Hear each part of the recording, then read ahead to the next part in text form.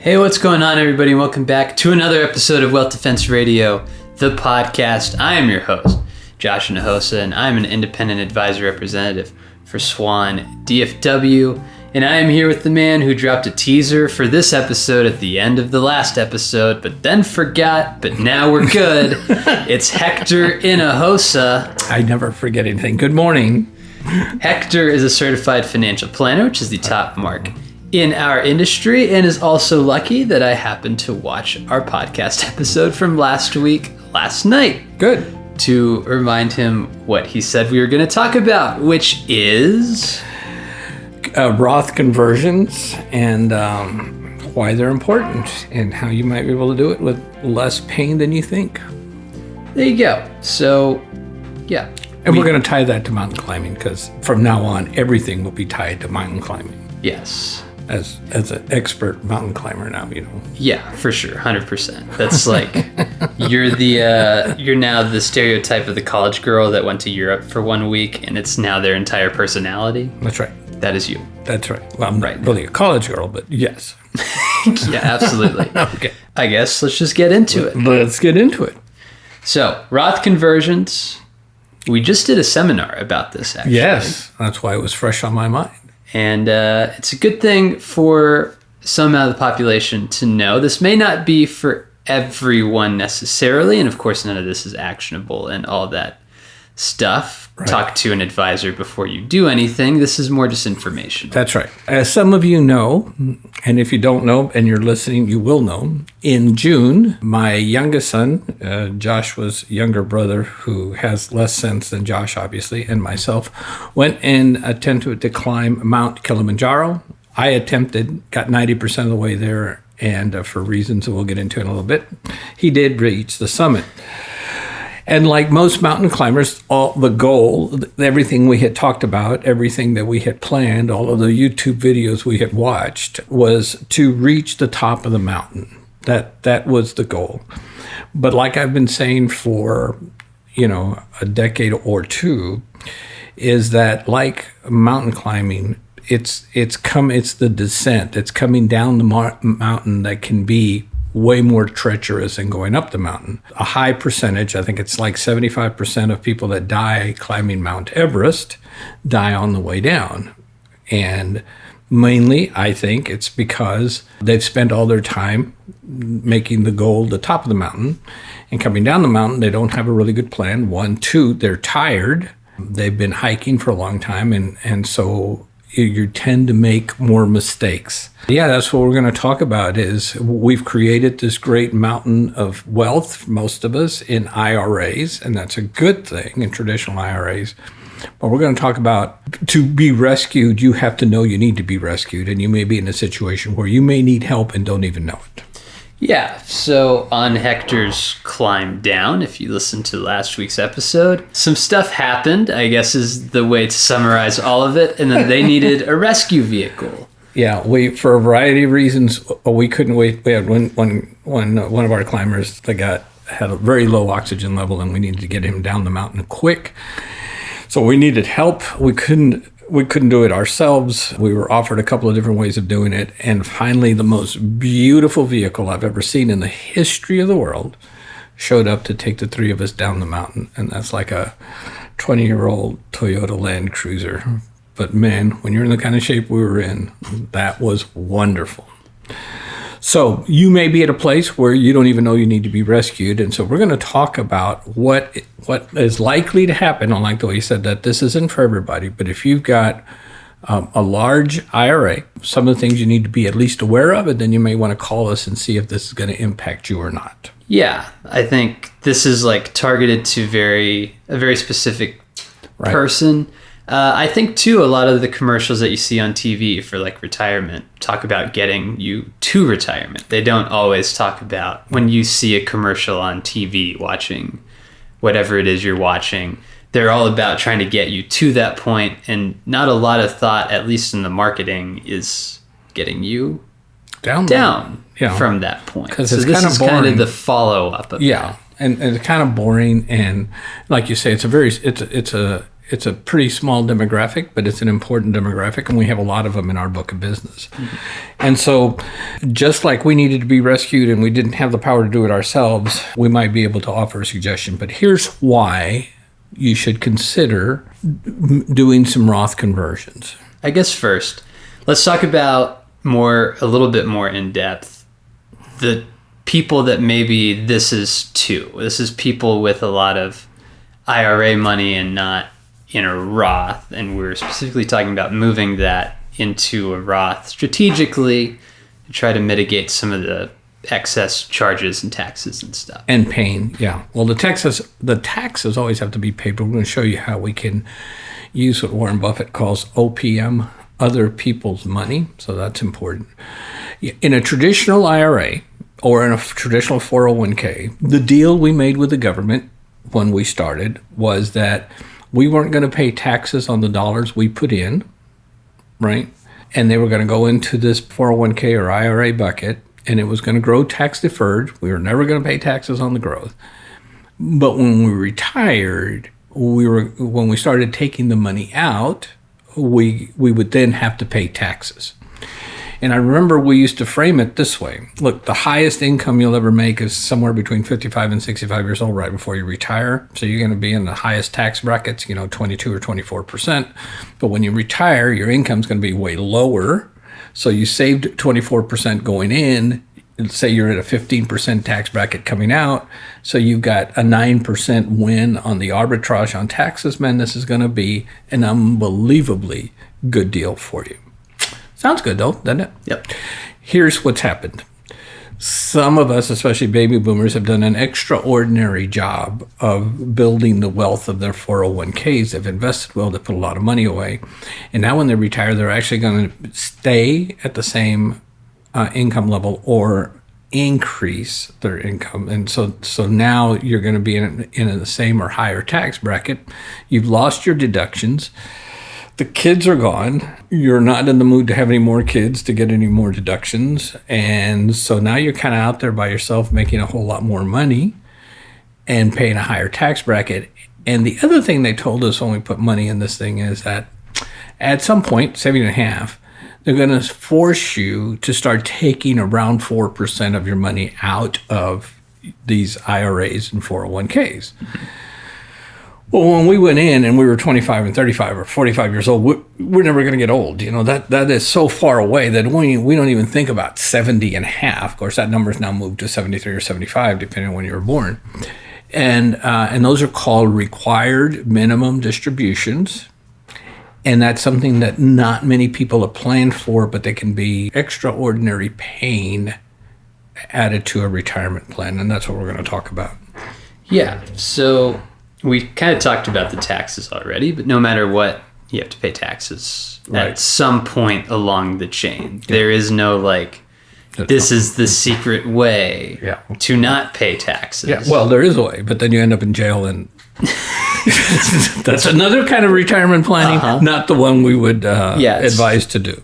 Correct, yeah. The next one, I guess, is IRMA. That's a term not a lot of people have heard. Right. While you look up what IRMA means, what these required minimum distributions are going to do, your very first impact you're going to have is you're going to be at a higher tax rate. So you're rocking along with a pension and other income that you have, and let's say that you're at $120,000, but then if all of a sudden you have a $50,000 or $60,000 required minimum distribution, your income just went from $120,000 to $180,000, and depending on how you're filing, that may bump you into a new tax bracket.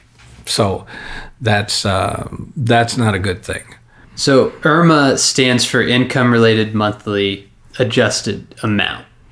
Yeah, well, that's a mouthful. That's why we call it IRMA. And at the workshop, we laughed about how no baby boomer will ever allow a daughter, probably too late, or granddaughter or great-granddaughter to be named IRMA. Because what that is a surcharge on your Medicare.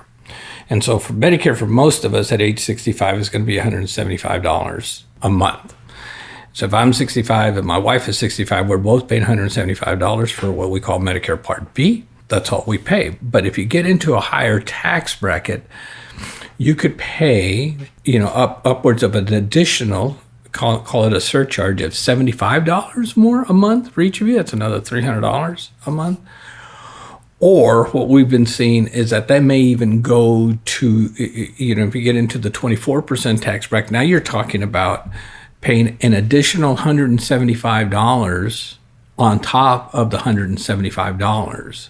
And that's a really bad thing. All of a sudden, this surcharge on Medicare, called IRMA, is real expensive. And it's the same insurance. It's not like you're going to pay double the price. So you're going to get like a gold card and it's going to get you. It's not. It's exactly the same insurance. And now what was a bargain at $175, maybe at $475, not so much a bargain for each of you. So. Yeah, and that's per person per month. So. Forever. Right. Which is tough. Let's talk about the widow's penalty. Yeah, and so now when we take pensions and we take our social, well, you don't have a choice on your Social Security, but when we take pensions especially, or we have fixed index annuities that are going to generate income, what we do for most of us is we'll take a lower amount. Instead of getting, say, $1,000 a month, we may get like $800 a month because we want $800 a month for the rest of our lives. But in case we pass, we want $800 a month going to our spouses. The $1,000 a month would have stopped when I died. That's called a single life. The $800, about 20% less, insures both lives. So no matter what happens, if one of you is alive, first day of the month, you're going to get a check. Okay, that sounds like a really good thing to do, and it is. But what ends up happening is if you're at, say, $200,000, $240,000 ballpark, married filing jointly, you're at a little lower tax bracket. If one of you dies, and by the way, we did research at MetLife while I was there, everybody dies. And they die without any regards to the tax implications that will happen to the spouse, which I think is very close-minded and short-sighted, but that's for another podcast. So a person dies. I now, as the widow or widower, have the same income, but because we're not married filing jointly, I'm single, that same income is going to bump me into a much higher tax bracket.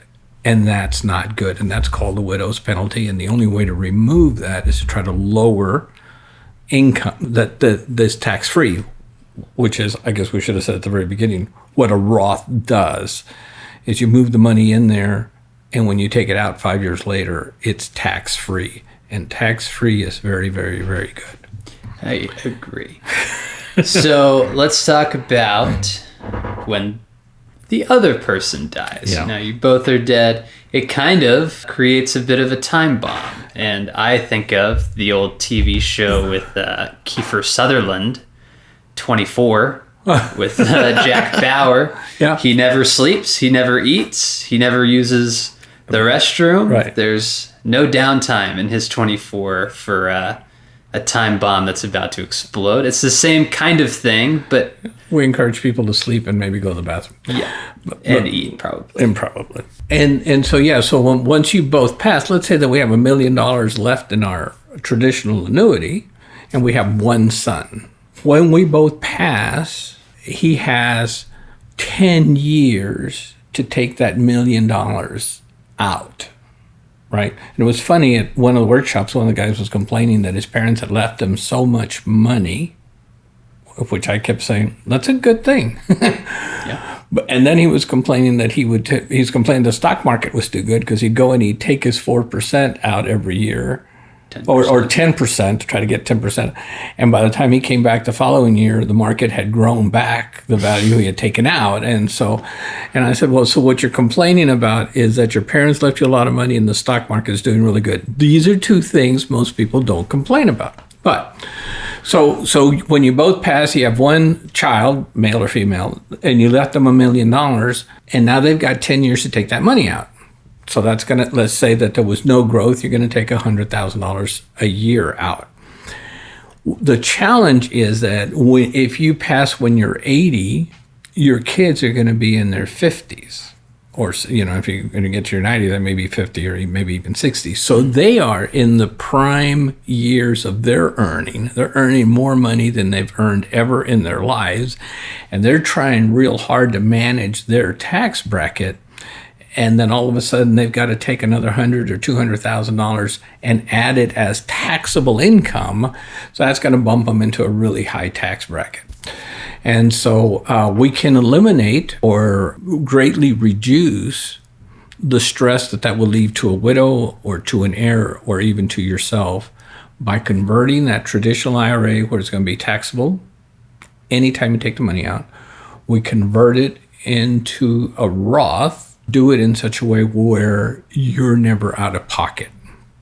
And that's pretty cool. Yeah. I guess the way that we do that is the Swan secret sauce, which you'll have to call and, and let us email and stuff and let us give you some more information about it that's personalized for you. Yeah, we call it a Roth blueprint. Yep. We'll do one for you. But what it is if you're going to move, say, $500,000 over a period of time, if you're going to do $500,000 today, that would be a check you'd have to write from somewhere for $150,000. What if we could take that $500,000, move it over for a 6-year period, and after 6 to 10 years, that whole bucket and some growth is fully tax-free, and you never had to write a check out of your savings account, checking account, or non-qualified account.